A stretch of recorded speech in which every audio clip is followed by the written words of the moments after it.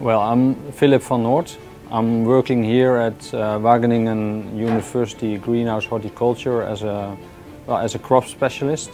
Parrot has developed a plant sensor, and we help Parrot to set thresholds for the database, and the database is covering more than 6,000 plants. In order to set these thresholds, we bring in our expertise with years of research on pot plant and other plants. And on the other end, we do 3 trials with different amounts of light.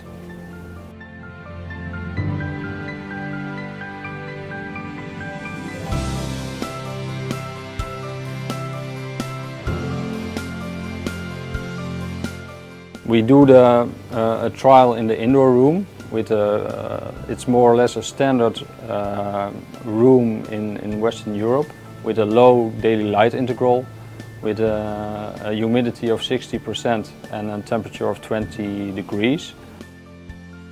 And the other studies are in greenhouse compartments where you have a higher daily light integral.